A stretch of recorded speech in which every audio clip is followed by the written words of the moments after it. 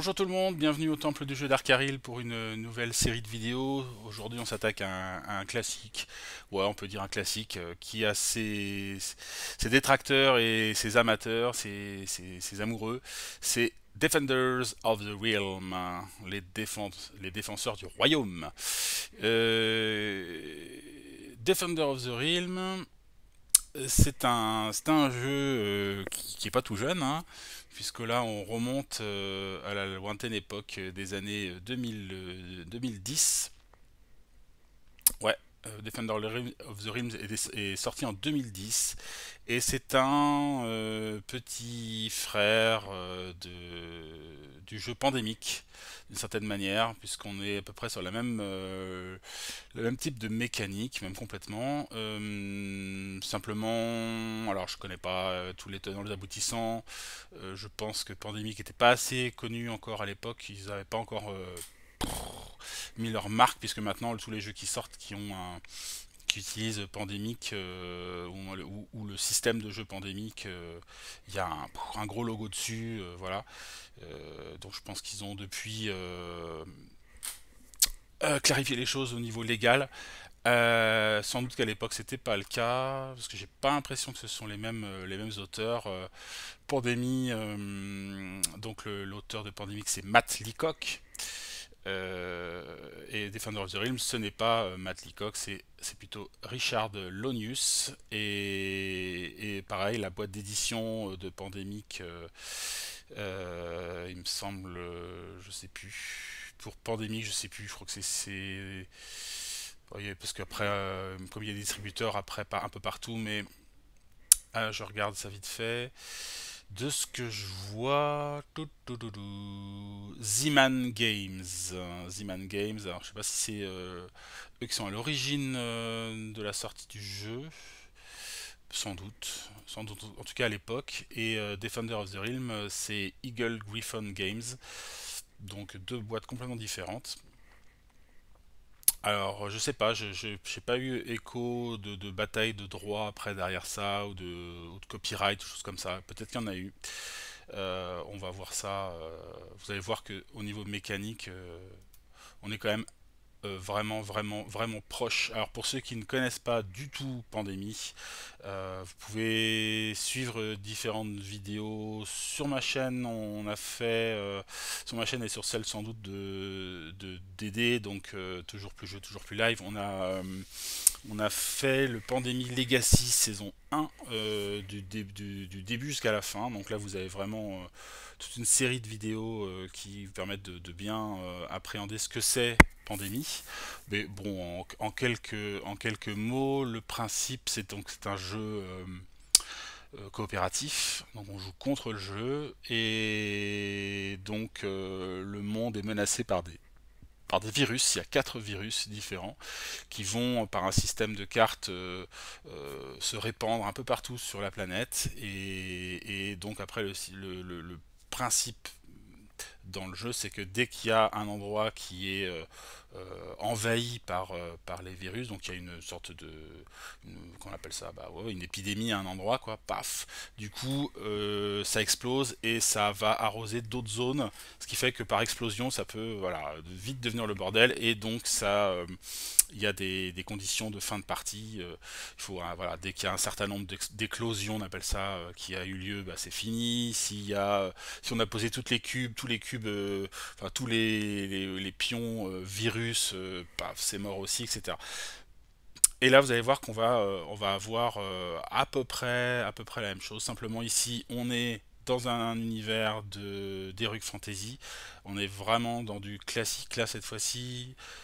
Faut voir aussi que au niveau direction artistique et illustration, on est vraiment sur du classique pour ceux qui connaissent. Les illustrations sont de Larry Elmore, qui est donc un illustrateur très connu, notamment par les joueurs de Donjons Dragons. Voilà, il a fait beaucoup d'illustrations et d'ailleurs on reconnaît sa patte déjà sur la boîte, hein, sur la boîte de base là qu'on a derrière nous. Donc on est sur ce type d'illustration, on est sur ce type de jeu donc qui va nous replonger un univers d'Heroic Fantasy relativement classique, on va dire, en tout cas sur la forme. Sauf qu'il y a un côté un peu épique dans le jeu. Voilà, après, on va voir qu'il y a des gens qui n'aiment pas ce jeu du tout pour plusieurs raisons, ou en tout cas, voilà, qui vont le mettre de côté parce qu'il y en a sans doute des mieux hein, depuis qui sont sortis, ou en tout cas différents. Bon voilà, on va revenir assez vite sur les défauts potentiels du jeu hein, et aussi sur ses qualités, puisque voilà, là, moi c'est un jeu que j'apprécie évidemment d'une certaine manière. Euh, mais voilà, c'est pas non plus un jeu, je vous ai dit, que moi je trouve sans défaut. Mais voilà, c'est toujours agréable d'y jouer quand on a envie de pas trop s'embêter, on va dire. Attention, il faut quand même réfléchir, hein. Ça veut pas dire que c'est un truc automatique et tout ça. Mais voilà, c'est un jeu coopératif, on laisse rouler le jeu, on essaie de trouver les solutions, on avance. Voilà, au niveau immersion, c'est pas mal, mais c'est pas non plus méga top. Bref, j'ai l'impression déjà que je descends un peu le jeu là, hein. Mais bon, on va aller se rapprocher un peu bah quoi, pourquoi pas du plateau déjà pour voir un peu à quoi ça ressemble. Alors, donc le plateau de jeu. Alors, là, j'ai déjà fait une installation pour qu'on soit prêt à jouer. C'est un jeu qui a déjà eu plusieurs parties de vidéos sur internet, hein. Vous pouvez trouver ça assez facilement, hein. Vous tapez sur YouTube Defender of the Realm, vous allez en trouver, même en français, il n'y a pas de souci. Donc voilà, les régions sont symbolisées par des ronds comme ça. Il y a différentes couleurs qui correspondent en fait à différents types de créatures.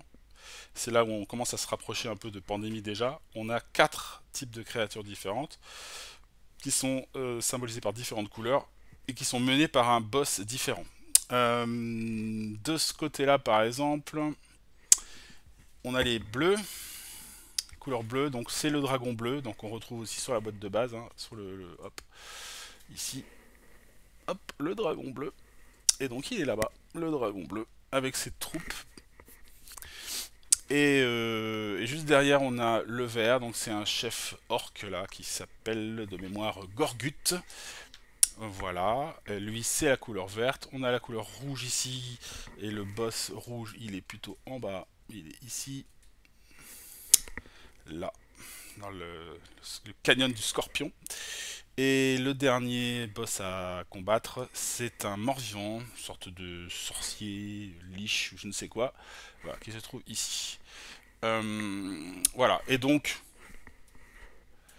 comme dans Pandémie, ils vont envahir, ils vont poser des troupes un peu partout, et les héros, leur but, comme dans Pandémie, c'est de réduire l'épidémie, là, dans Defender of the Realm, c'est d'empêcher que les créatures aillent partout, et que ça soit le bazar dans la ville, et en plus, ils doivent mettre fin aux quatre boss qui en fait vont faire une espèce de parcours. Ils vont se promener là, ils vont se rapprocher, ils vont avancer et aller jusqu'à la capitale qui s'appelle Monarch City.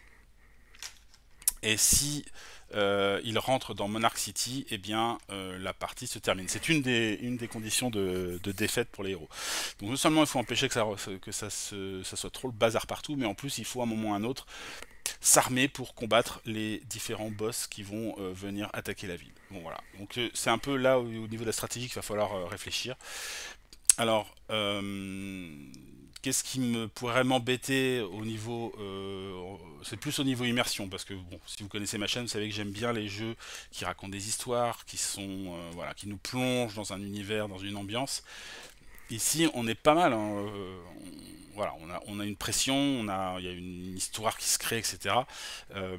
Après, ce qui est bon, le plus décevant, notamment, c'est la qualité du matériel et notamment la qualité des figurines. Là, on a l'impression voilà, de tomber sur des figurines des jeux des années 80, quoi, hein. Donc là c'est vraiment dépassé. Alors, évidemment, hein, elle pourrait être peinte, ce qui donnerait sans doute quelque chose d'un petit peu mieux. Mais bon, on n'est vraiment pas sur de la qualité de figurine. Que ça soit pour les boss ou même pour les créatures. Sachant que les sbires des différentes créatures, elles ont toujours le même look. Donc ce sont des espèces de... un peu comme des cultistes quelque part, hein. Il y a un peu ce côté-là, il y a un peu ce côté cultiste quelque part. Ils sont dans une sorte de toge comme ça. Bon, ceux-là, ils sont pas trop mal, à la limite, hein. Mais ils sont tous pareils en fait. Donc les sbires du dragon, ils sont comme ça, mais en bleu. Les orques, les sbires de l'orque, ils sont verts, mais comme ça aussi.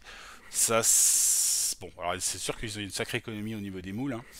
Mais bon, voilà, ça manque un peu de diversité, ça n'aide pas trop à l'immersion. Alors, il y a des personnes qui ont changé, hein, trouvé des figurines pour remplacer. Maintenant, ils en font un paquet quand même, hein. Et puis, il faut qu'elles soient bien définies au niveau couleur malgré tout, parce qu'il ne faut pas se perdre sur le plateau. Donc, c'est tout un équilibre à trouver. Puisqu'évidemment, une des conditions de défaite, c'est que on ne puisse plus poser de figurines d'une couleur sur le board. S'il y a tous les démons, là, ce rouge c'est des démons, hein, s'ils sont tous sur le board, et ben la partie est terminée. Donc c'est pour ça qu'il faut réussir à régulièrement détruire des créatures, pas les laisser envahir le truc. Donc voilà, je reviens un peu sur la qualité et ce qui moi personnellement ne m'aide pas trop à l'immersion. Alors là, je vais vous faire une partie avec la boîte de base, hein, la boîte classique du jeu. C'est un jeu qui a connu un suivi au niveau extension, etc., qui est assez important, je trouve. Et ils ont tenté d'améliorer différents petits défauts du jeu, notamment au niveau des figurines. Et donc il y a une extension qui est sortie pour chaque peuple, pour chaque ennemi, où on sort des figurines différenciées. Donc là on va avoir elles vont être rouges, mais elles vont pas avoir le même look que les morts vivants qui sont sur le haut, etc. Et non seulement elles vont avoir des looks différenciés, mais en plus ils vont avoir des petits pouvoirs, des petites capacités qui vont vraiment les différencier des uns des autres. Parce que là ils sont vraiment ils sont les mêmes. Ils sont les mêmes. Les boss changent évidemment. Les boss ont leur pouvoir, mais bon, il y a quelques petites variations, vous allez voir, hein, minimes au niveau quand même des sbires, mais ça reste faible. Et eux, ils vont proposer avec donc une extension figurine. Il y a donc quatre sacs proposés avec tout un tas de figurines et des règles en plus, etc. Et donc là, c'est sûr que ça va augmenter, ça va. Ouais, je voulais vous présenter d'abord sous cette forme-là, mais sans doute que je ferai une partie après avec les autres extensions pour voir un peu comment le jeu s'est développé et ce que ça apporte. En tout cas, ça va sans doute aider un peu plus à l'immersion. Pour le reste, on n'est pas trop mal, je trouve. Certains n'ont pas trop aimé le look du plateau, le côté euh, symbolique des différents lieux. Moi, ça me dérange pas. J'aime beaucoup les illustrations de Larry Elmore, il n'y a pas de problème là-dessus. La mécanique, c'est une mécanique qui a fait ses preuves, hein. C'est la mécanique pandémie, donc ça fonctionne très très bien. On peut se sentir à un moment complètement dépassé. On peut perdre aussi assez vite, hein. Ça se trouve, je vais me faire exploser, hein. Et puis c'est un univers évidemment qui est tellement riche, hein, l'univers d'Heroic Fantasy à l'heure actuelle que ça a ouvert la voie à plein d'extensions différentes. Il y a une extension dragon où on peut remplacer différents boss, mettre des dragons à la place. Il y a donc, je vous ai dit, il y a les créatures. Il y a une extension de champ de bataille que je connais pas, hein, mais j'ai entendu parler. Enfin, il y a tout un tas de trucs qui sont sortis. Voilà, donc ce qui fait que c'est un jeu que j'aime beaucoup, même si, on va dire, au niveau visuel, c'est pas ce qu'il y a de top. Les héros, voilà, on peut le regarder vite fait, hein, c'est pareil. Alors, malheureusement, je suis pas un peintre de figurines, en tout cas pas trop, pas vraiment. Voilà, je prends pas le temps de le faire, et c'est dommage, il faudrait que je m'y colle à un moment ou à un autre. Mais bon, voilà, les figurines aussi des héros sont pas top, pas terrible, on va dire. C'est pas ce qu'il y a de mieux, quoi, au niveau qualité. Euh, voilà, d'autant plus qu'elles sont pas peintes, évidemment, hein. Donc voilà, ça c'est le nain. Ouais, c'est pas top, quoi. pas terrible, c'est pas terrible, c'est pas terrible. Alors bon, j'ai pris des, pour le coup, pour les créatures, pour les héros, pardon, je me suis, voilà, j'ai récupéré quelques figurines qui ressemblent aux différentes classes, histoire d'avoir quelque chose d'un peu plus présent sur le terrain, qui soit un petit peu plus, même si elles sont assez sombres, hein, si les figurines Donjons et Dragons, généralement c'est des prépeintes, elles sont souvent prépeintes sombres pour éviter de, voilà, on va dire pour cacher la misère. Mais bon, ça sera toujours ça de gagner, on va dire. Euh, alors, on va continuer sur la présentation rapide du jeu quand même. On va pas rentrer trop dans le détail de tous les éléments du matériel, mais on a, je crois, 7 héros dans la boîte de base. Et donc, ben, j'ai choisi, je vais essayer de jouer avec 4 héros parce qu'il me semble que le jeu est quand même plus équilibré avec 4 héros. Je sais plus trop jusqu'à combien de héros on peut, enfin jusqu'à combien de joueurs on peut avoir. Euh, Jusqu'à combien? C'est une bonne question ça. Alors, ça doit être écrit sur la boîte. Non. Eh ben 1 à 4, ouais, voilà, c'est ça. C'est ce que je me disais. Donc bon, à 4, sans doute que le jeu est plus fait pour être joué à 4 héros quoi. Ce qui fait que voilà, on va partir sur 4 héros pour notre partie, que j'ai sélectionné complètement au hasard. On a donc ici un magicien, wizard. Voilà, on verra après ses pouvoirs hein, et ses petits trucs un peu particuliers. Un prêtre, un cléric, un clerc, une belle blonde au service de la vie, un nain,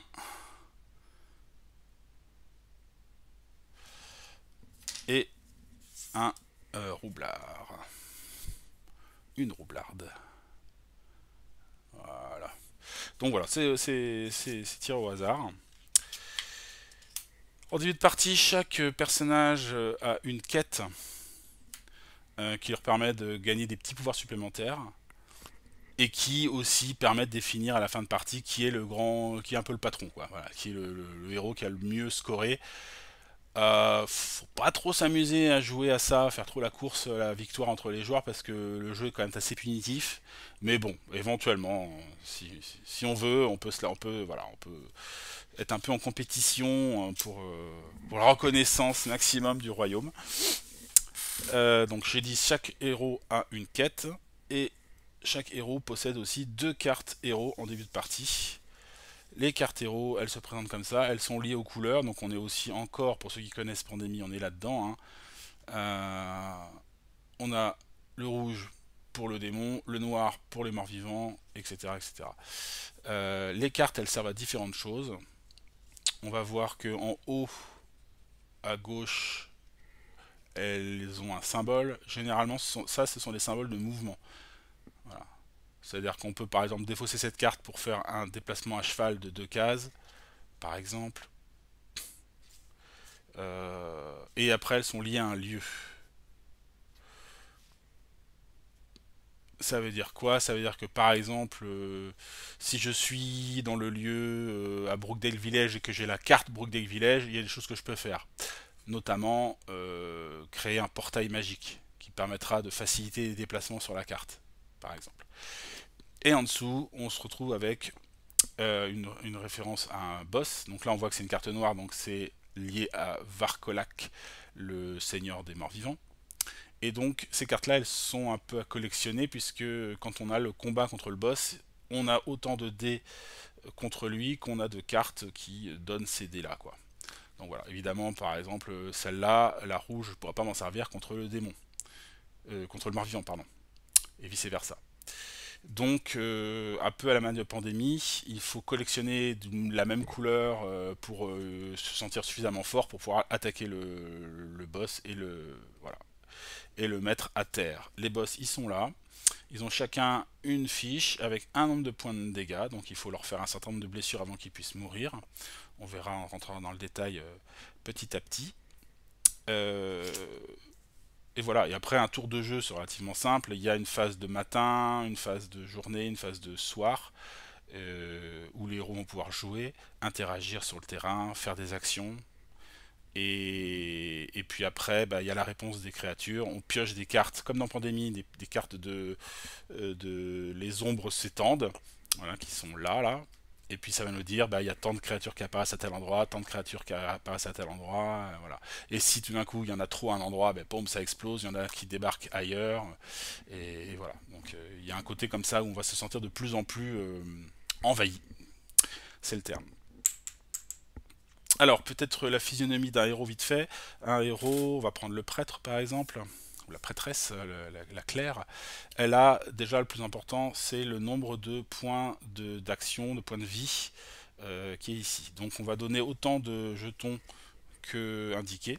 Ces jetons-là, ce sont des jetons qui vont servir et de points de vie, et de référence à la vie du héros, et d'action. C'est-à-dire que voilà, je peux très bien, bah là je fais une action, puis après je vais faire une autre action, voilà, et quand j'ai plus d'action, bah, j'ai fini mon tour, et au début de tour suivant, je récupère tous mes jetons, sauf si j'ai pris des blessures. Si j'ai pris des blessures, ça c'est des jetons qui vont disparaître, entre guillemets, on peut se guérir hein, dans le jeu, et qui vont faire en sorte que bah, voilà, nos héros vont avoir moins d'actions à faire, puisqu'ils vont être plus fragiles, quoi.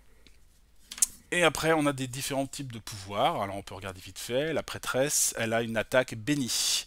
Donc, elle a plus un au tirage de dés, au dé, quoi, plus un au dé, quand elle attaque des morts-vivants et des démons. Voilà, et c'est marqué en note, ne peut pas être utilisé en combat contre un général. Donc, ce n'est pas contre un boss. Hein. Par contre, contre les différents sbires rouges ou noirs, les morts-vivants et les démons, elle a plus un pour toucher les créatures.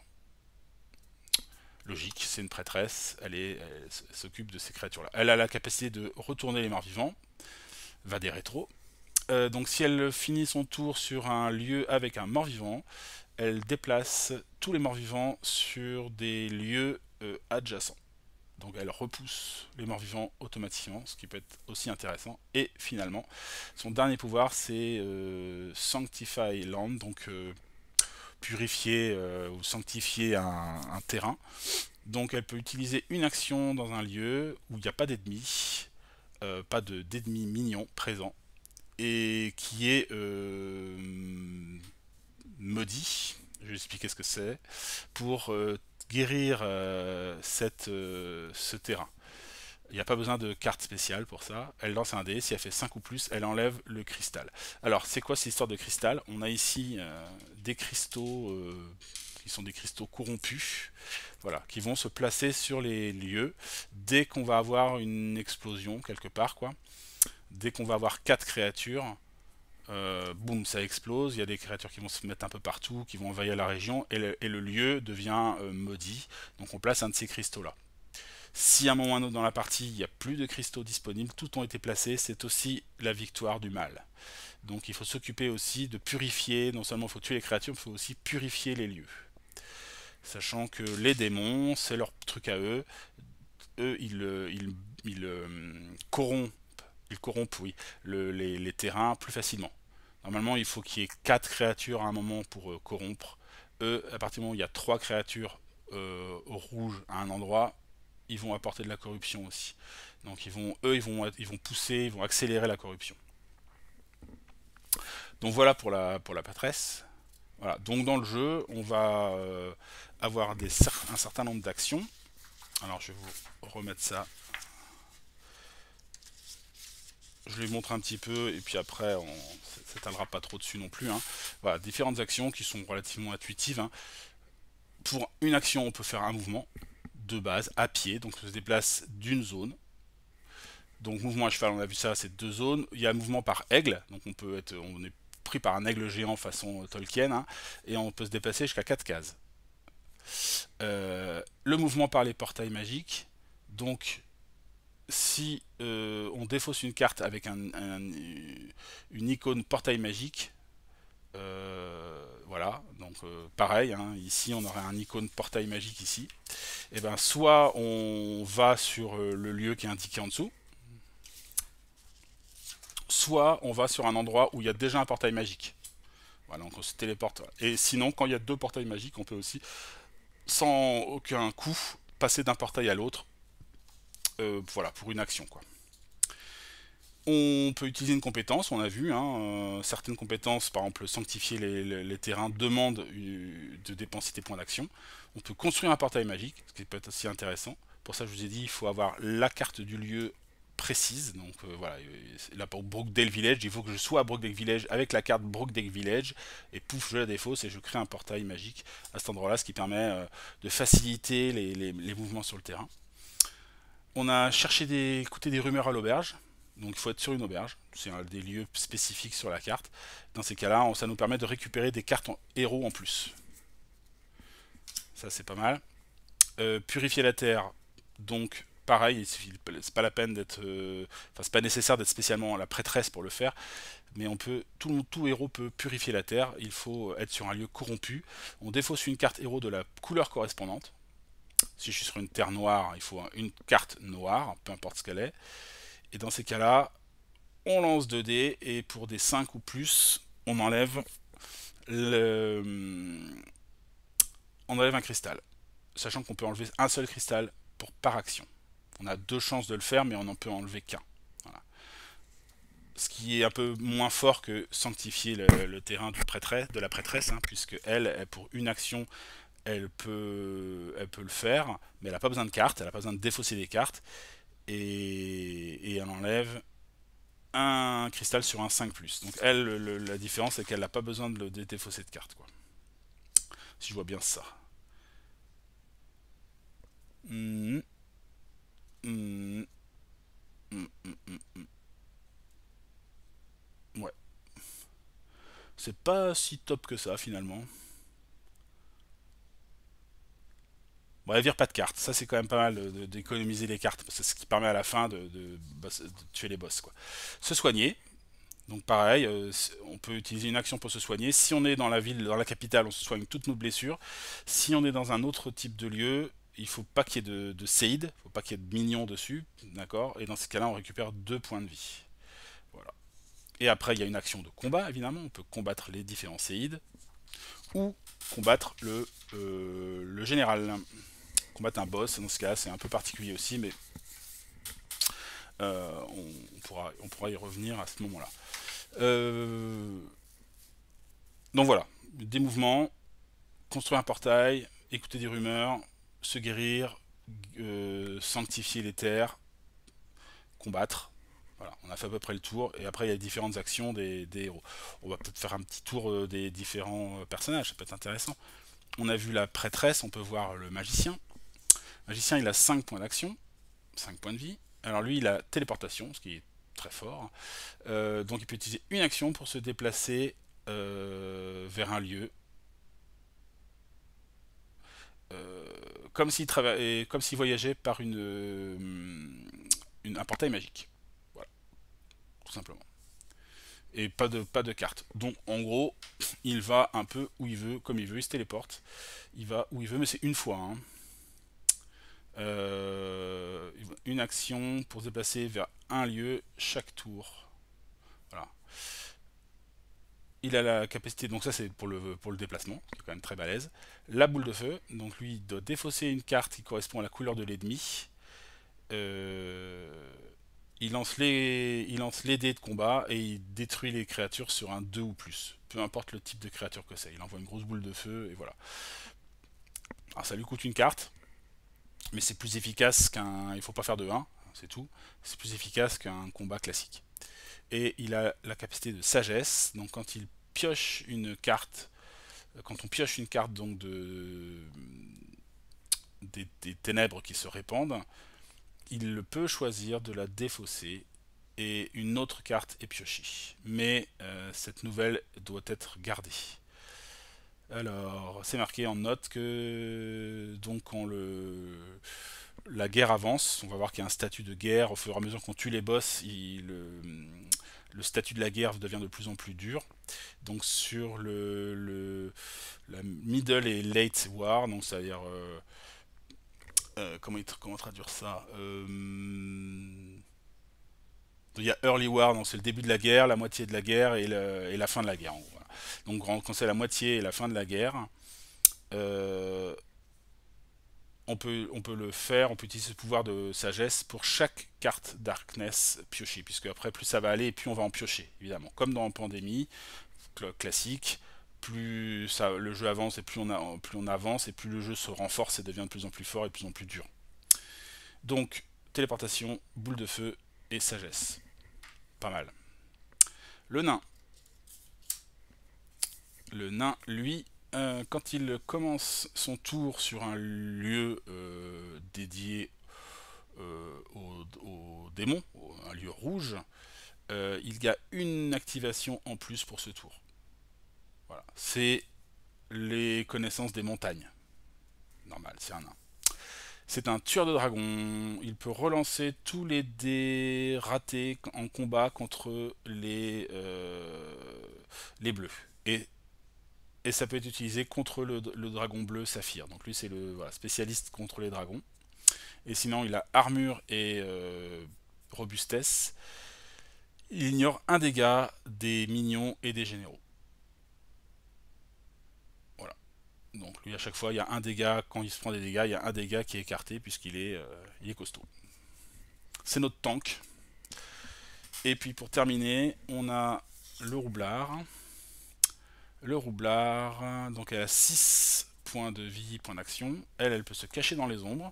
Donc elle ne souffre pas la perte d'un pion de vie quand elle est sur un lieu avec des minions à la fin du tour. Alors que normalement c'est le cas. Si on est sur un lieu et qu'il y a des minions, ils nous attaquent et on perd des points de vie. Par contre, elle est toujours sujette aux pénalités des généraux et de la peur. La peur, c'est le pouvoir des morts-vivants. Eux, ils font un dégât supplémentaire en fin de tour si on est présent avec eux, à cause de leur aspect horrible et voilà. Sinon, donc ça c'est du vol, un cambriolage. Donc quand elle termine son tour sur un lieu avec un coffre à trésor, elle pioche une carte héros supplémentaire. Donc elle va gagner plus de cartes. Et Crafty, euh, si elle fait l'action de rumeur dans une auberge, elle appelle une couleur normale, comme les autres, elle pioche 5 cartes et elle prend tout ce qui correspond à la couleur, ainsi que les cartes spéciales, violettes. Et elle peut faire ça 2 fois par tour. Sachant que normalement, pour les autres, c'est 2 cartes action seulement. Donc elle est très forte pour chercher des rumeurs dans les auberges. Les autres, c'est 2 cartes. Par exemple, je dis je voudrais des cartes pour combattre Gorgut, l'orque. Hop, les autres ils vont piocher 2 cartes. S'il y a du vert dedans, ils les gardent. S'il n'y a pas de vert, bah, c'est défaussé. Elle, c'est 5, donc elle a plus de chances de tomber dessus. Bon, bah voilà, on a fait à peu près le tour de nos héros. Pour ce qui est des cartes, elle a du rouge, elle a du noir, la rogue. Le nain, il a du bleu et une carte spéciale. Alors, carte spéciale, elles ont des pouvoirs, quoi. Ça, ce sont des elfes archers. Il peut défausser cette carte pour enlever tous les ennemis mignons de 2 lieux verts. Donc voilà, c'est les elfes qui nous filent un coup de main et ça peut être intéressant si on commence à être submergé par les verts. Les verts, leur truc c'est ça, c'est qu'ils sont pas très forts à tuer. Par contre, il y a plein de possibilités qu'ils se reproduisent, hein, qu'ils apparaissent plus vite que les autres.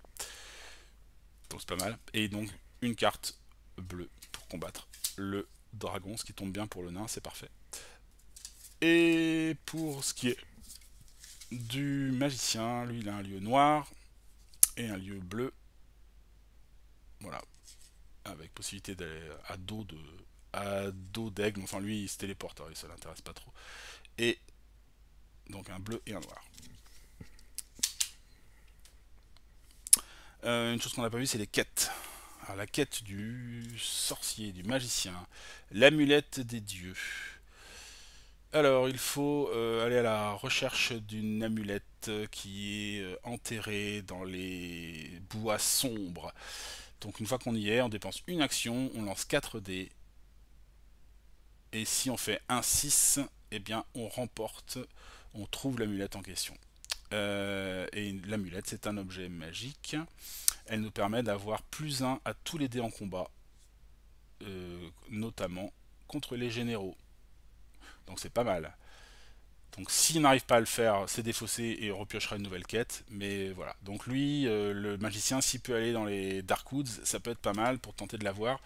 Sachant que lui, il se déplace assez facilement, hein, avec sa téléportation, ça peut être pas mal. La prêtresse, elle a donc espionner le général, on va dire. Alors, elle doit se rendre où se trouve le dragon Saphir et dépenser une action d'espionnage, de reconnaissance plutôt.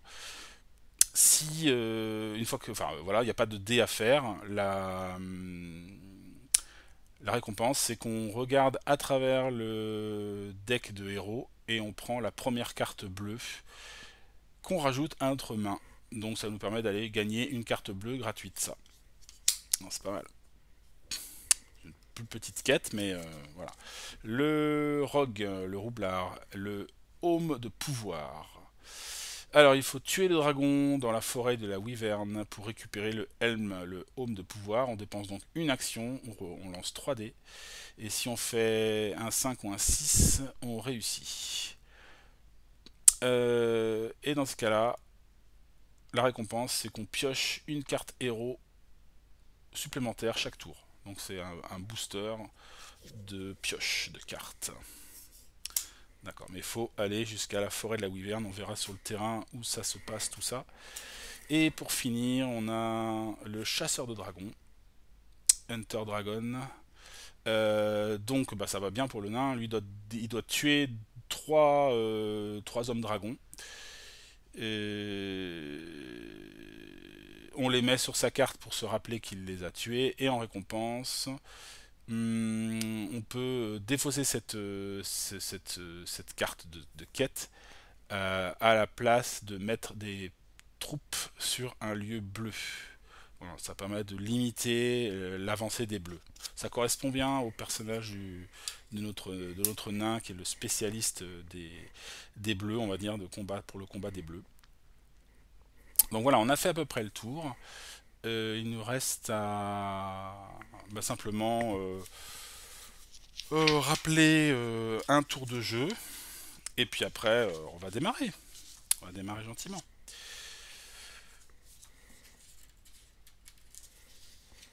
Alors,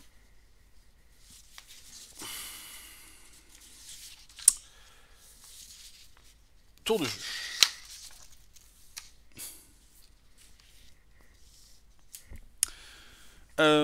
On va définir qui va jouer en premier. Sans doute... on va pas trop s'embêter. On va dire que ça va être le magicien, le nain, le prêtre et le rogue en dernier. Donc chaque joueur effectue 3 étapes avant de laisser jouer le prochain joueur. Voilà. Il y a la journée, la soirée et la nuit. Donc la journée, on remet face visible ses jetons et on a le droit à une action, etc., etc. Voilà. Le soir, c'est là où on pioche des cartes héros. Et la nuit, c'est là où on pioche des cartes des ténèbres, tout simplement. Alors, maintenant, on va parler un peu de stratégie. Le hasard des tirages a fait que il y a, voyons déjà les rouges. On a un lieu ici rempli de rouge, donc qui a été corrompu déjà. On a un cristal dessus, pas très loin de la capitale. Et évidemment, il y a le boss Balazar, c'est ça son nom, je crois. Balazarg, le démon qui est là sur un lieu aussi évidemment corrompu. Voilà, les rouges, ils sont là, et il y en a un petit peu au nord là-haut. Mais bon, ça va, c'est pas trop méchant. Les lieux où il y a 3, où il y a potentiellement un risque d'explosion, c'est ici, c'est le lieu unique, enfin en dehors des lieux où démarrent les boss, parce que chaque fois qu'il y a un boss, au début, il y a 3 sbires avec eux. Donc c'est des lieux qui sont plus risqués.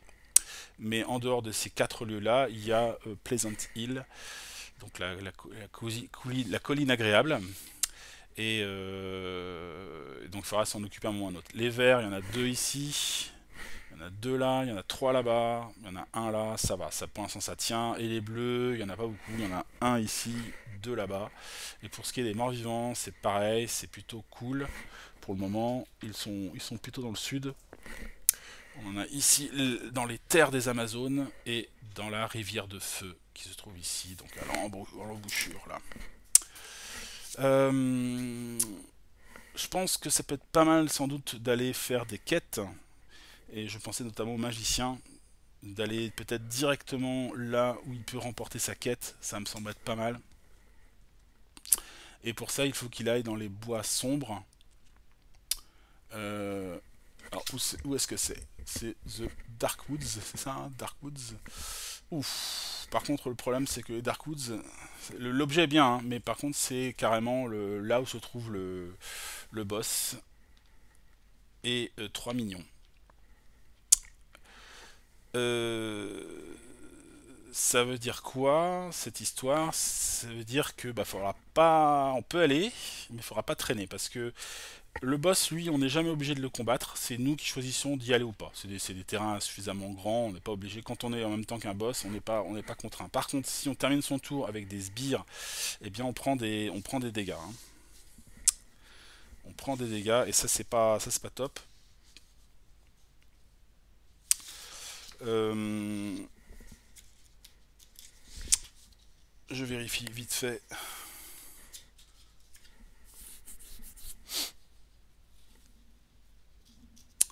Toc toc toc.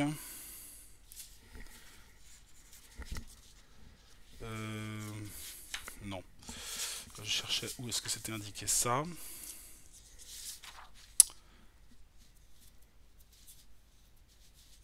Voilà. Si on termine son tour dans un lieu qui contient des séides, alors on subit une blessure par séide présent. Donc 3 blessures.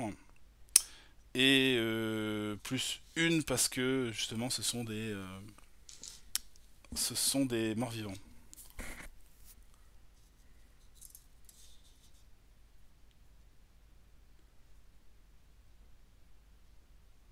Ouais, peu importe le nombre de morts-vivants. Donc si je vais donc là, je peux imaginer par exemple me téléporter là, faire l'action de ma mission, mais après faut pas que je reste là, faut que je m'en aille quoi, hein, parce que sinon je vais prendre cher. Mais c'est envisageable, c'est possible. Je suis pas obligé de rester parce qu'il y a des ennemis quoi. Ça c'est quand même une bonne nouvelle. Donc peut-être qu'on peut s'amuser à ça. N'importe quoi, le magicien, lui, il a la téléportation, il peut utiliser une de ses actions pour se déplacer d'un lieu chaque tour. Comme s'il traversait une Magic Gate, sans carte. Donc on va faire ça, on va commencer notre tour. Donc là, c'est les points du magicien, hein. Donc on va utiliser un point du magicien pour se téléporter jusque dans les bois sombres. Ici. Donc où se trouve l'ignoble Varkolak, le champion des morts vivants. Il ne connaît ni la douleur, ni la peur. Il mène son armée de guerriers squelettes comme une peste sombre sur les terres. Et il repousse les humains terrifiés comme un troupeau apeuré. Ouais, cool. Donc nous on va là. Ça c'était ma première action. Je vais donc faire l'action de l'amulette. Donc dépenser une action dans les Dark Woods, j'y suis. Et je lance 4 dés. Je pense que c'est vraiment donc une action supplémentaire. C'est vraiment le héros idéal pour pour être pour avoir cet objet, hein. C'est nickel quoi. Et donc on va lancer des dés. On a dit qu'il fallait lancer 4 dés. Donc je vais prendre 4 dés.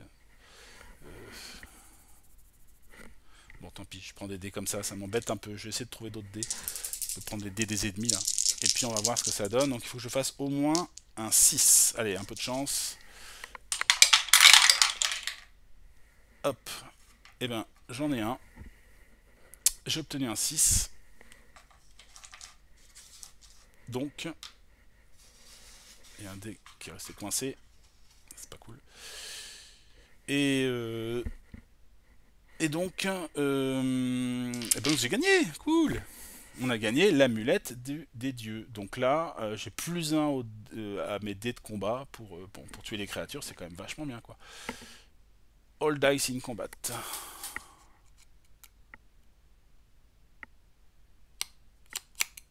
C'est-à-dire que même avec la boule de feu, ça marche alors ou pas? All dice in combat, including général. Ou ça, c'est plutôt un pouvoir. Ça discard a card matching the color of the enemy minion to be attacked and roll attack combat dice. Ouais. Ok. En tout cas, ça c'est gagné.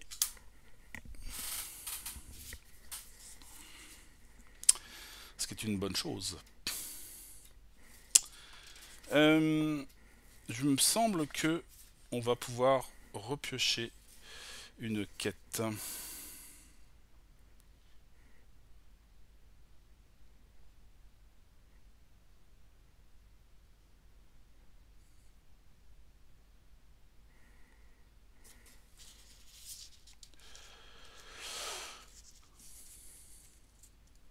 Ouais, chaque fois qu'on remporte une quête, on en pioche une autre. Ou alors parce qu'on ne peut pas la remplir pour des conditions voilà, qui sont c'est plus possible quoi.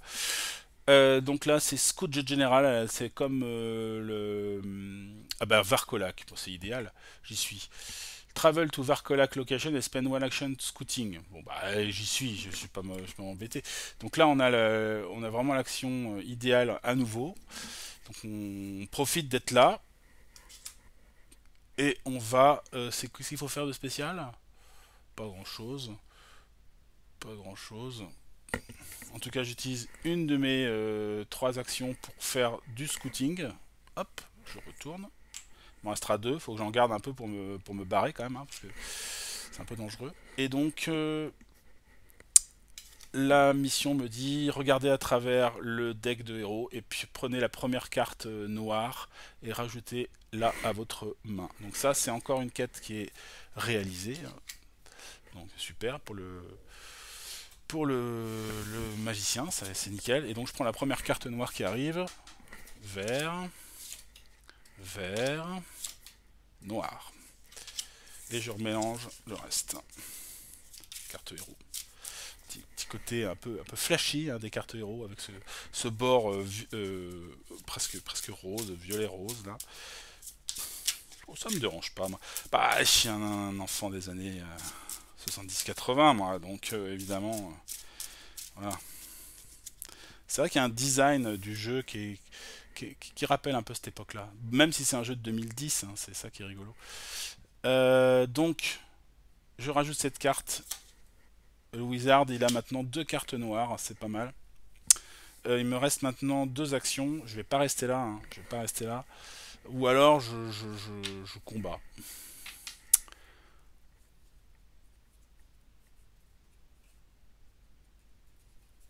Parce que je pourrais balancer une boule de feu dans le lot, quoi, tant qu'à faire.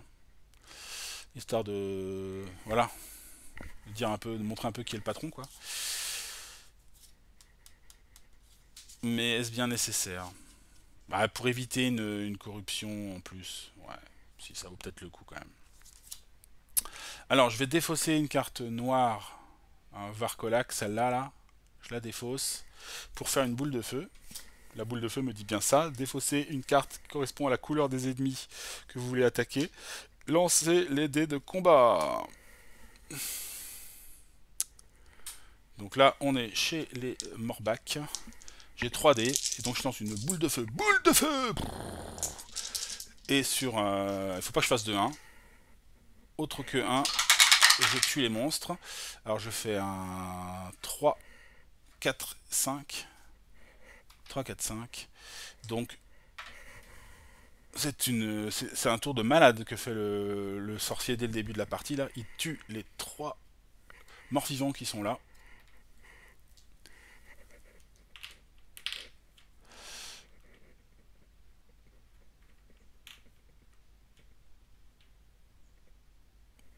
Juste un tout petit doute, mais bon, il n'y a pas de préciser que c'est dépenser une action, quoi. Discard a card matching the color of the enemy minion to be attacked and roll combat dice. Il n'y a pas de. Y a pas de. Finalement, c'est indiqué. Hein. Par exemple, pour téléportation, s'il y a marqué dépenser une action pour vous déplacer. J'ai l'impression que c'est un peu gratos ça. Discard de card, matching. Faut dépenser la carte, mais pas l'action en fait. Je vais le jouer comme ça, hein, parce que c'est comme ça que c'est écrit. En tout cas, j'ai fait le ménage chez Varcolac. Là, il doit se sentir un peu en slip. Il me reste deux actions. Je vais pas rester dans le coin. Je vais pas rester là. Je vais me déplacer. Je vais me rapprocher tranquillement, à pied maintenant. Hein. J'ai déjà fait mon téléport pour ce tour. Une case, deux cases, c'est mes deux dernières actions. Voilà, hop, stock. J'ai dépensé toutes les actions pour le magicien. Et on arrive donc à la phase de soirée. Tout simplement. La phase de soirée. Faut juste que je m'en remette un peu dedans, après ça va aller. Donc on pioche deux cartes héros et on leur rajoute à notre main. Voilà. Donc je pioche. La première, c'est une carte verte avec le lieu des Thorny Woods. Et la deuxième, c'est une carte spéciale, c'est Spell of Purity. Enlever tous les cristals maudits là d'un lieu. Peu importe où il est. Hein. Ça c'est énorme. Et c'est une carte spéciale qui donne 2 dés rouges contre Balazar, donc ça peut valoir le coup de la garder aussi pour combattre le démon. En tout cas, hop, je donne ces deux cartes là au magicien. Petit rappel, petite précision, on ne peut pas avoir plus de 10 cartes en main. Donc là, il peut encore en choper 6 et après il sera obligé de faire du tri. Voilà. Puis, on termine par une phase de nuit. Donc, on pioche une carte Spread the Darkness. Et comme c'est le magicien, eh bien, il peut en piocher une. Et si elle lui plaît pas, il peut en piocher une autre. Alors, on vient de tomber sur Orc Patrol. Orc Patrol, ça nous dit quoi? Ajouter un orc sur chaque lieu vert où il y a personne. Alors, il y en a beaucoup ou pas sur le terrain? Est-ce que ça vaut le coup de faire du tri là ou pas? C'est la question qu'on peut se poser. Ça fera apparaître combien de sbires? Ça fera apparaître un ici, 1, 2, 3, 4, 5, 6 là-bas, 6, 7, ça fait beaucoup quand même. Hein. 7 d'un coup.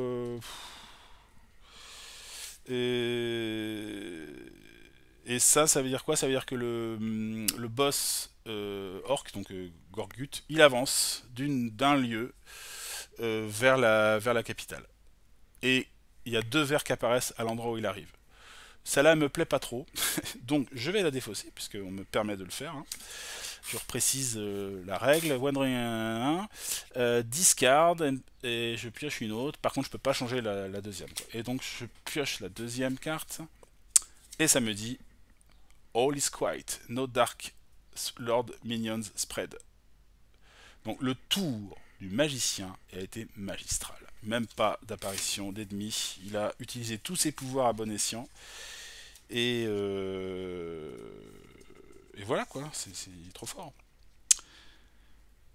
Bah c'est tout. C'est tout pour son tour.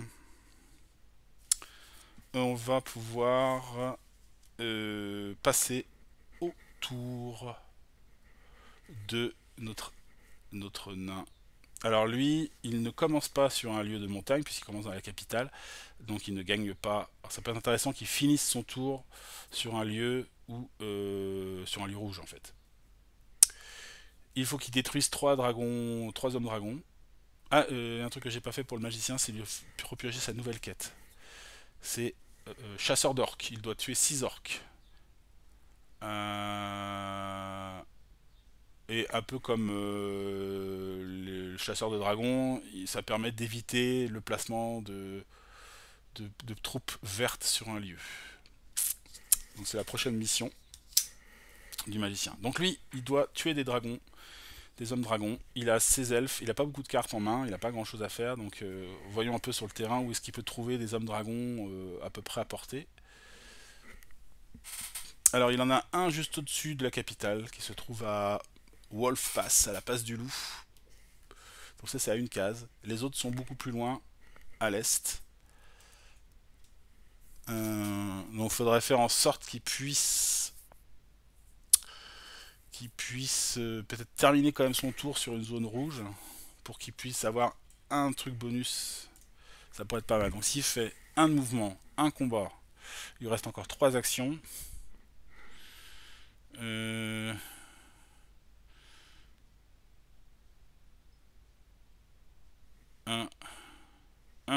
il remonte vers le nord, il finit au marais du serpent. Par contre, bon, il y aura un rouge qui peut pas combattre, qui normalement lui fera un dégât, mais comme lui il est puissant et armuré, il prendra pas le dégât, quoi. Donc ça peut être peut-être la stratégie pour lui. Et comme ça il se rapprochera pour le tour suivant des 2 autres dragons qui sont là. On va essayer un truc comme ça. Donc pour l'instant il est à la capitale. Il a 1, 2, 3, il a 5 jetons donc de points de vie. Il utilise son premier pour se déplacer. Allez, c'est parti. Il va à la Wolf Pass. Là, il va pouvoir, pour une action, affronter l'homme dragon qui se trouve ici. Alors, il n'y en a qu'un à combattre. Un seul à combattre. Et lui, il peut relancer un combat. C'est ça, Dragon Slayer. Lui, il peut relancer un dé raté contre un homme dragon. Sachant que les hommes dragons, ils sont plus durs à tuer. Hein. Pour les tuer, il faut faire des 5 ou des 6. Ce qui n'est pas le cas. Alors, les orques, c'est le plus facile. Il faut faire 3, 4, 5, 6. Les dragons, c'est les plus durs. Il faut faire 5 et 6. Et les démons ou les morts-vivants, c'est 4, 5, 6. Donc, on y va pour l'attaque contre le dragon. Contre l'homme dragon. Alors, il faut que je me suis gouré dans le montage de ma tour AD. Du coup, il n'arrête pas de se casser. Alors, je fais un 3, ça rate. Donc, il a le droit à une relance. C'est son pouvoir de tueur de dragon. Allez. Et je rate. Je fais un 2. Ok. Donc, ça va peut-être le coup d'utiliser encore une action, une de plus, pour le faire. Tant pis. Toc. Il finira peut-être pas dans les montagnes, on verra ça. Donc, il refait une attaque ce tour-là contre le dragon, l'homme dragon qui est là, qui est un peu robuste. Hein. Cette fois-ci, il fait un 5. 5, c'est une victoire. Il réussit à tuer l'homme dragon qui se trouve ici. Celui-là, il est défaussé. Donc là, il lui reste 2 actions. 2 actions, ça vaut peut-être le coup de pas trop chercher le diable et d'aller à la vallée des orques pour avoir une action supplémentaire au tour suivant. Ou alors j'avance. Ça dépend un peu de ce que vont faire les créatures, quoi. Bon, je pense que je vais avancer, tant pis. Donc il va utiliser une action pour aller dans la vallée des orques et une action pour aller à la passe du pic de l'aigle. Et une fois qu'il est là, eh ben, il a terminé son tour. Donc, il va pouvoir piocher à la phase de soirée 2 cartes. Il pioche une carte noire et une carte bleue. C'est bien pour lui, pour les dragons. Blizzard Mountain et Mermaid Harbor. Donc la baie des sirènes. Je crois que c'est ça. Hop, dans la main du nain. Et sinon, on va piocher une carte ténèbres. Hop. Et c'est à nouveau les patrouilles orques. Donc finalement là, on va pas pouvoir y échapper. On va placer des orques un petit peu partout. Ah, ok. Alors, je place donc les orques sur le terrain. Donc j'en ai mis un ici au Golden Oak Forest, dans la forêt des licornes, dans la forêt des corbeaux. Là il y avait déjà des orques, là il y a déjà des orques. Dans la forêt des griffons, là-haut. Vous voyez comme les vers ça va vite. Dans le village de Greenleaf. Dans la forêt de la Wyvern qui se trouve en bas, tout en bas là. Et un dernier dans les bois du paradis, la Evans Glade, ici. Et je pense qu'on a à peu près mis tout. Et derrière, qu'est-ce qui se passe? Eh bien, on a notre boss Gorgut qui se déplace. Ah non, c'est pas Gorgut. C'est pas Gorgut cette fois-ci, c'est... Bah tiens. C'est le mort-vivant, il s'est fait attaquer chez lui là. Et du coup, c'est lui qui va se déplacer cette fois-ci, c'est marqué. Voilà, il se déplace vers le Windy Pass, donc le chemin suivant pour lui, et il génère un mort-vivant avec lui. Donc lui, on le déplace là, ch'tuc, et on va placer un petit mort-vivant. Bon, lui, il a été calmé, hein, donc ça va, vaut mieux que ce soit lui quelque part, plutôt que là-bas. Là, ça aurait pu générer là-bas, chez Gorgut, ça aurait pu générer d'apparitions de créatures en plus. Il va falloir gérer un peu à l'est maintenant, hein, parce qu'il y a quand même pas mal de créatures qui sont apparues. Il va falloir gérer ça. Le tour du nain est terminé, on va passer à la prêtresse. Il faut que je mette quand même... On a tué, pour se rappeler qu'il en a tué un, je mets une figurine bleue sur la carte de quête du nain. Pour la prêtresse, elle est plus forte pour tuer les morts-vivants et les démons, elle peut repousser les morts-vivants, c'est pas mal, et sanctifier les terres. Et ce qui est pas mal, c'est qu'elle a... Voilà, j'aurais pensé qu'elle aurait des pouvoirs de guérison, mais en fait non, pas spécialement. Hop, qu'est-ce qu'elle va faire, notre prêtresse? Que va-t-elle faire? Elle, sa quête, c'est d'aller voir le dragon Saphir pour gagner des cartes bleues. Elle peut y aller doucement, hein, et puis faire un peu le ménage en chemin, hein, sachant que là, c'est des orques sur le chemin. Soit elle peut passer par la Dunking Stone, donc la pierre. Donc là, ici, il y a automatiquement un portail en fait. Voilà, il y a un portail ici, portail magique dans ce lieu-là. Pour aller plus vite, je pourrais aller à cheval, mais j'aime pas trop dépenser mes cartes comme ça inutilement dans le début de la partie. Vaut mieux les stocker un peu, enfin j'imagine. Donc elle va peut-être foncer au bois des soupirs, ici là où il y a deux orques. Voir déjà ce qu'elle peut faire par là. Donc elle va utiliser une action, deux actions, pour faire 1 et 2. Et une fois qu'elle est là, elle va utiliser une action, hop, pour affronter les deux orques qui sont sur place. Alors j'ai pas de bonus sur les orques. Voilà. Par contre c'est 3, 4, 5, 6 pour les tuer, donc c'est pas trop dur. Et elle fait 2, 4. 2, 4. Donc elle tue les deux orques qui étaient là. C'est une bonne chose. Donc là elle est tranquille. Elle lui reste 3 actions. 3 actions.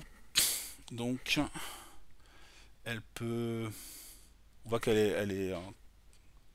ils sont à 2 héros par là, c'est pas mal.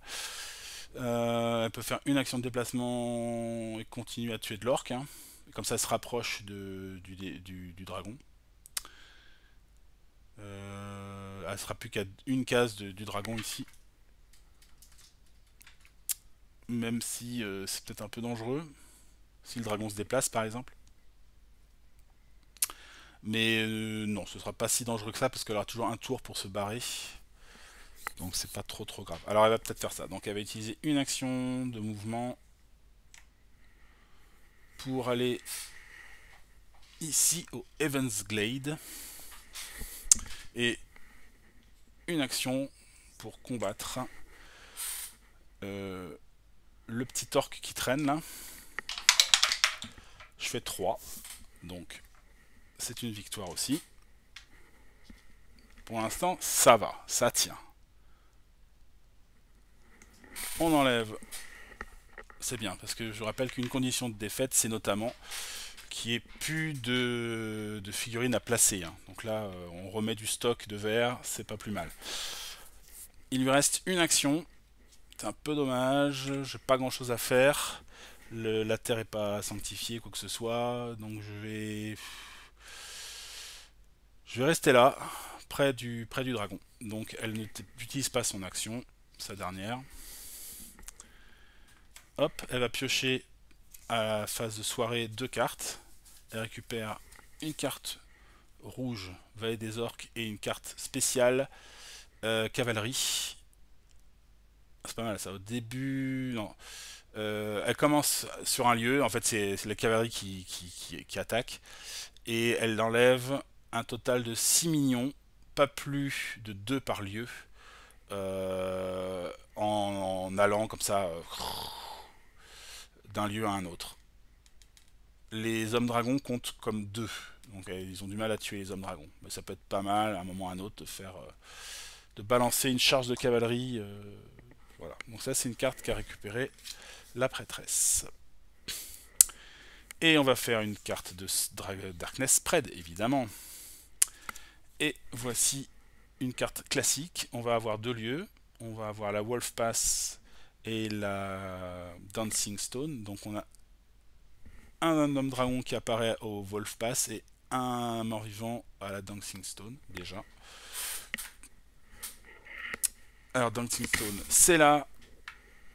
Et Wolf Pass, c'est là. Ici. Près de chez nous. Là et là. Et donc après on a le boss derrière. Et si le terrain qui est juste après correspond à l'endroit où il est, eh bien c'est ce qui se passe. Donc là, ça nous indique Monarch City. Donc non, Gorgut n'est pas encore aux portes de Monarch City, donc cette carte-là, il ne permet pas au boss de se déplacer. Voilà. Ça termine le tour de la prêtresse.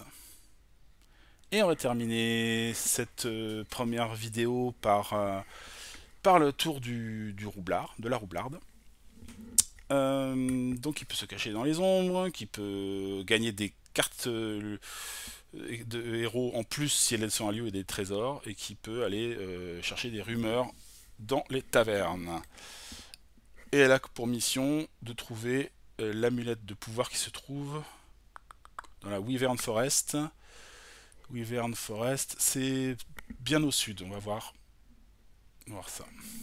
Alors, la Wyvern Forest, c'est là. C'est ici. Pour l'instant, il n'y a pas grand monde dedans. Donc, si elle se trouve là-bas et qu'elle réussit son action, eh bien, elle récupérera quand même un truc pas mal. Ce qui est dommage, c'est qu'elle va perdre du temps pour aller là-bas, à moins d'utiliser des cartes pour se déplacer, par exemple. Sachant qu'elle, elle peut en gagner plus facilement. Donc, ça va peut-être le coup. Le roublard a 6 points d'action.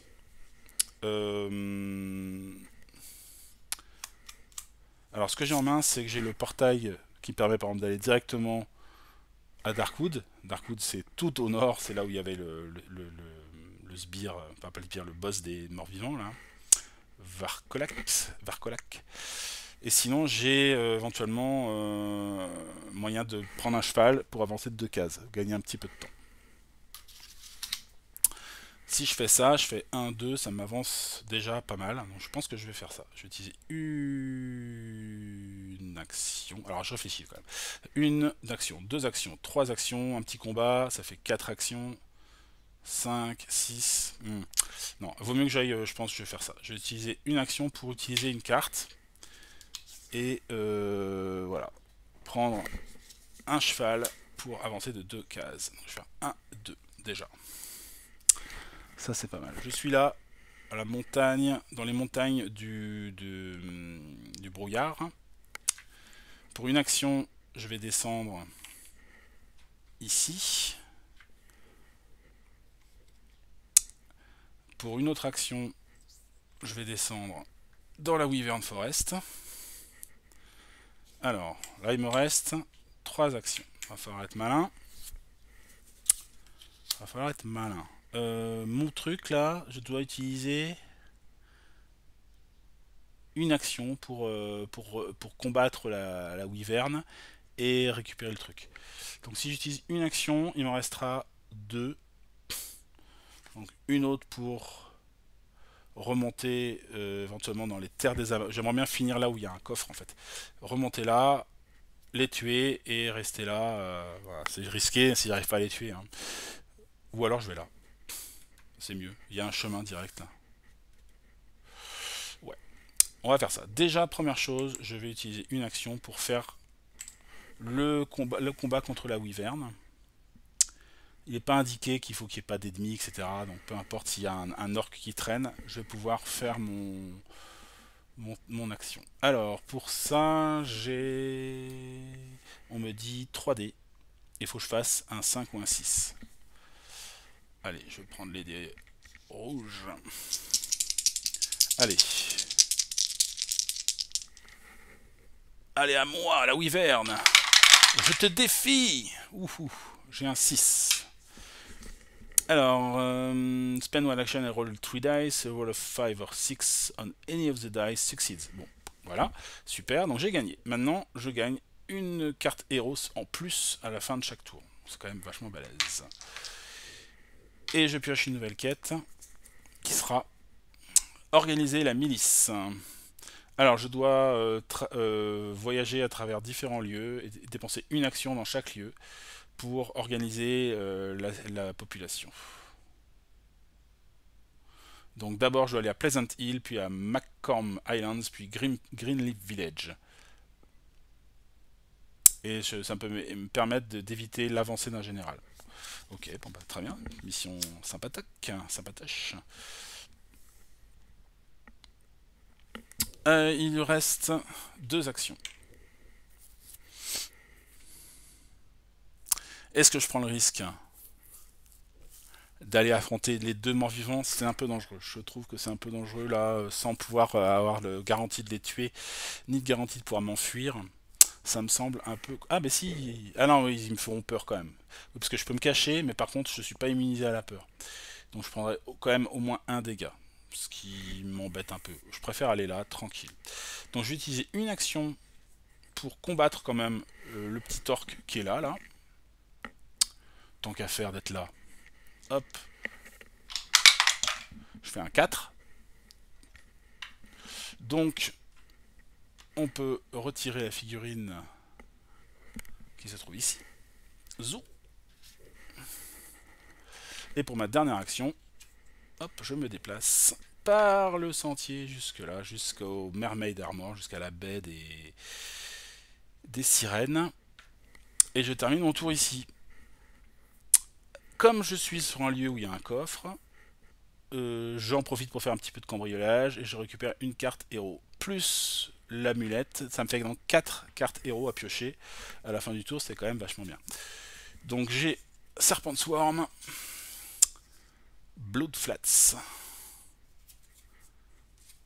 Green Oak Forest et du vert, du vert, du vert, du rouge, du rouge. Très bien. C'est bien ça, c'est pas mal du tout.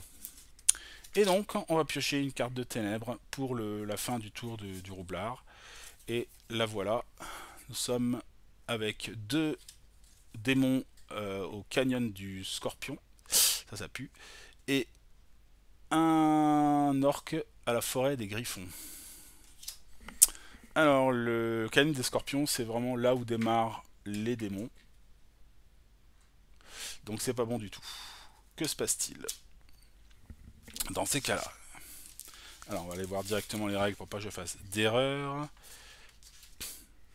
Euh,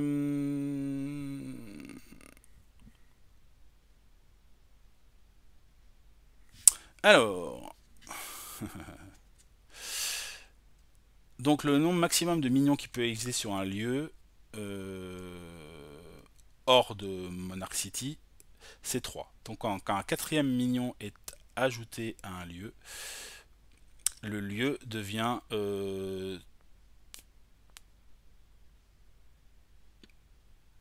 voilà, trop compliqué, trop détruit pour que l'humanité puisse survivre. Et donc le lieu devient envahi et maudit. Donc à la place de mettre un quatrième mignon, on place un cristal sur ce lieu. Et donc on rajoute un mignon de la même couleur euh, sur tous les lieux adjacents.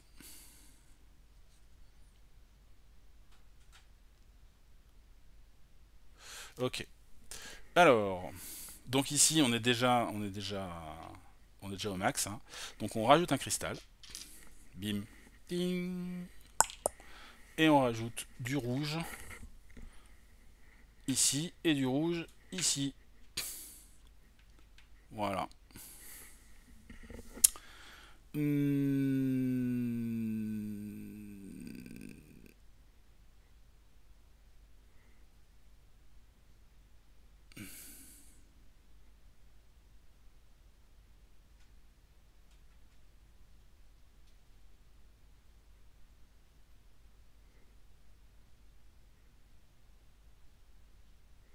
Voilà, je vérifiais par rapport aux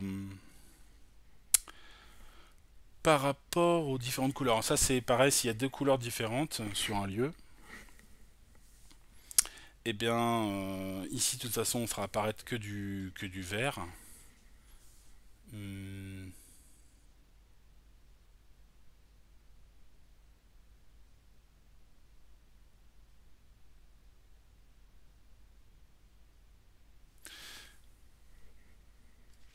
Euh,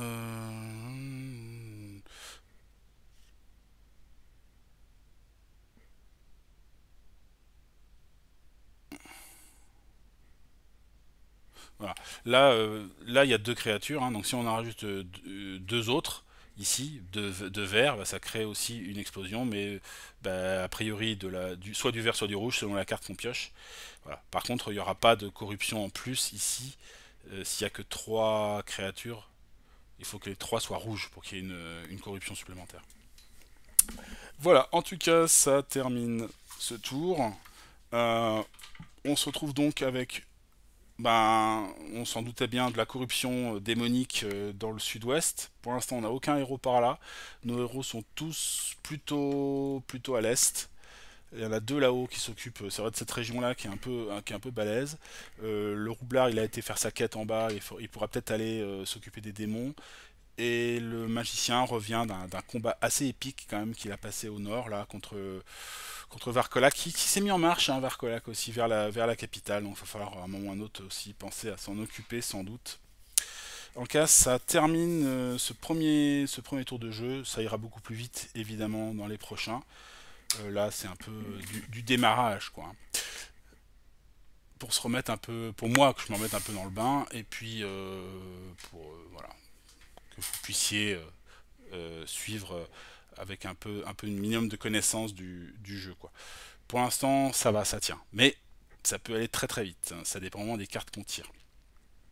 Et puis il va falloir assez rapidement, selon les cartes qu'on a en main, puisqu'on peut faire des combats à plusieurs sur un boss. Donc il va falloir se coordonner pour être au bon endroit au bon moment, pour boum, lancer un gros assaut et chacun rassembler ses cartes pour avoir suffisamment de dés à lancer pour balayer l'ennemi si possible quoi.